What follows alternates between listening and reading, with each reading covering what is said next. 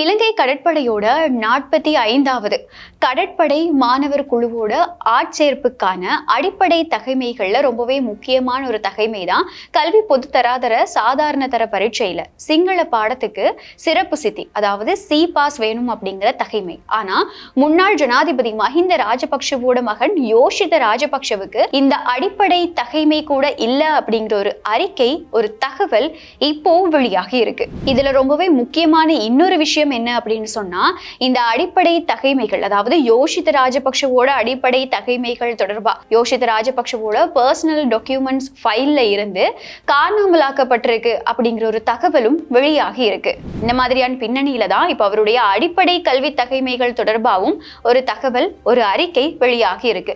இது தொடர்பான முழுமையான பின்னணி என்ன அப்படிங்கிறத இந்த வீடியோல பார்க்கலாம்.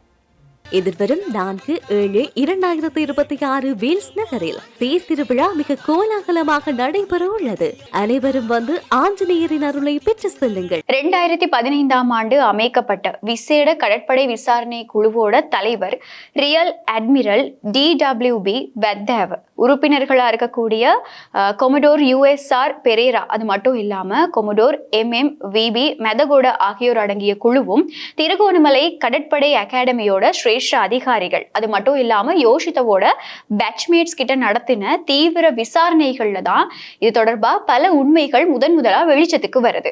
ஒரு கடற்படை மாணவர் நிறைவேற்று அதிகாரியா தகுதி பெறுறதுக்கு டோரா ரக அதிவேக தாக்குதல் படகுகள், அப்படி இல்லைன்னா பிற கடற்படை கப்பல்கள்ல கடற்பயிற்சிகளை பெறுறது சட்டப்படி கட்டாயமாக்கப்பட்டிருக்கு.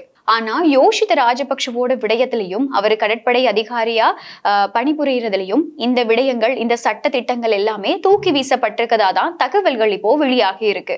இலங்கையில உள்நாட்டு யுத்தம் உச்சகட்டத்துல இருந்த அந்த கால பகுதியில யோஷித ராஜபக்ஷ ஒரே ஒரு தடவை மாத்திரம்தான் கடமைக்காக கடல் பகுதிக்கு போயிருக்கதா இப்போ தெரிய வந்திருக்கு. இதுக்கான காரணம் என்ன அப்படின்னா, யோஷித ராஜபக்ஷவை எந்த விதமான ஆபத்தான கடற்பயிற்சிகள்லயோ அப்படி இல்லைன்னா கடமைகள்லயோ அந்த சந்தர்ப்பத்துல ஈடுபடுத்த வேண்டாம் அப்படின்னு சொல்லி அப்போ இருந்த கடற்படை தளபதி வசந்த கரநாகுட மூலமா கடற்படை அதிகாரிகளுக்கு, அந்த பயிற்றுவிப்பாளர்களுக்கு ரகசியமான ஒரு உத்தரவு பிறப்பிக்கப்பட்டிருந்திருக்கு. இந்த ஒரு ரகசிய உத்தரவு காரணமாவே ஒரு கடற்படை அதிகாரிக்கு ரொம்பவே முக்கியமா கருதப்படக்கூடிய வரைபடம் வாசிக்கிறது, அது மட்டும் இல்லாம இந்த ரேடர் கண்காணிப்பு, இந்த மாதிரியான மிக முக்கியமான பாடங்கள் எதுவுமே யோஷித ராஜபக்ஷவுக்கு நடைமுறையில வழங்கப்படல அப்படிங்கிற ஒரு தகவலும் இப்போ வெளியாகி இருக்கு. அது மட்டும் இல்லாம இந்த ரிட்டன் எக்ஸாம்ஸ், எழுத்து பரீட்சைகள் இருக்கு இல்லையா, இந்த கடற்படை அதிகாரியா நியமிக்கப்படும் போது அதற்கு தேவையான எழுத்து பரீட்சைகள் செய்யும் போது யோஷித ராஜபக்ஷவை எப்படியாவது இந்த பரீட்சைகள்ல இருந்து பாஸ் பண்ணவே வேணும் அப்படிங்கிறதுக்காக அப்போ இருந்த பரீட்சார்த்திகளுக்கும் கடுமையான அழுத்தம் உயர்மட்டத்திலிருந்து வழங்கப்பட்டிருக்கதா சொல்லப்படுது.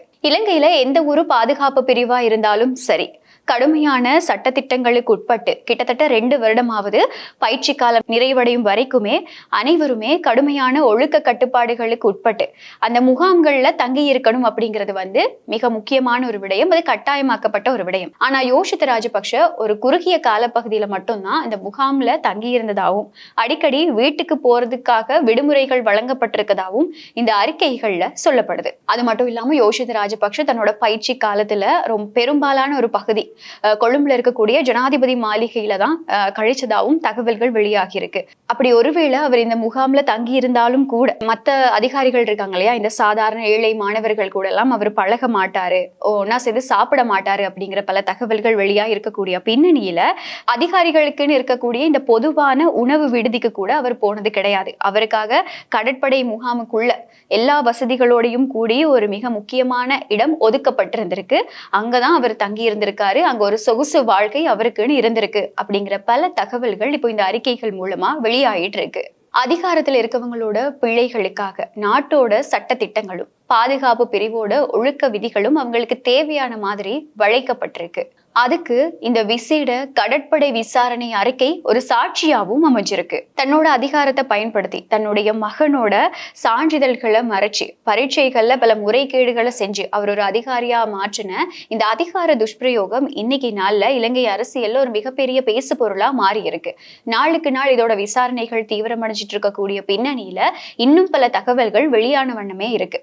ஸோ எதிர்வரும் நாட்கள்ல இந்த விசாரணை தொடர்பா இன்னும் என்னென்ன தகவல்கள் வெளியாகுது அப்படிங்கிறத பொறுத்திருந்து பார்க்கலாம்.